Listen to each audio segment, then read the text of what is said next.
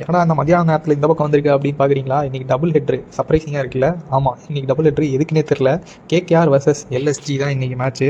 KKR LSG 2 பேரும் ஸ்க்ராட்சியாக இருந்திருக்காங்க. ஆனால் ஓரளவு 2 வின்ஸோடு இருக்காங்க. இந்த 2 டீமில் எந்த டீம் ஜெயிக்குதோ அவங்க டாப் 4க்குள்ளே போயிடுவாங்க இந்த மேட்ச்சில். கேகேஆர் பற்றி பார்த்தோம்னா லாஸ்ட் சீசன் சுனில் நரேன் ஓப்பனிங்கில் வந்து பிரின்னு பிரிச்சாரு. அது இப்போ மிஸ் பண்ணுறாங்கன்னு தான் சொல்லணும். பெருசாக அவர் அடிக்கலைன்னா ஒரு ஃபயர் பவர் இல்லாத மாதிரி தான் தெரியுது. அண்ட் வருண் சக்கரவர்த்தி அந்த பழைய அன்பிளேயபிள் பவுலராக திரும்பி வரணும். வந்தால் அவங்க வேறு லெவல் ஆகிடுவாங்க. எல்எஸ்ஜி பற்றி பார்த்தோன்னா அவங்களுக்கு பெரிய ப்ராப்ளமே அவங்க கேப்டன் தாங்க. ரொம்ப ஸ்ட்ரகிள் பண்ணுறாரு. லாஸ்ட் சீசன்லாம் வந்துட்டு ஒரே ஒரு சிங்கிள் டிஜிட் ஸ்கோர் தான் இருந்துச்சு. இப்போ ஆல்ரெடி 4 மேட்ச்சில் எல்லா மேட்சும் சிங்கிள் டிஜிட்டில் அவுட் ஆகிட்டு இருக்காரு. ஆனால் அதை காம்பன்சேட் பண்ணுற மாதிரி நம்ம மிச்சில் மார்ஷ் ஆல்மோஸ்ட் 4 இன்னிங்ஸில் 350 அடிச்சிருக்காரு. நிக்லஸ் பூரனும் வேறு லெவலில் அன்ஸ்டாப்பபிளாக விளையாண்டுட்டு இருக்காரு. இந்த மேட்ச் அப்ஸ் பார்ப்போம். சுனில் நரேன் வந்து நிக்லஸ் பூரனை பயங்கரமாக கண்டெயின் பண்ணியிருக்காருங்க. ஸோ இந்த மேட்ச் எப்படி போகுதுன்னு பார்ப்போம்.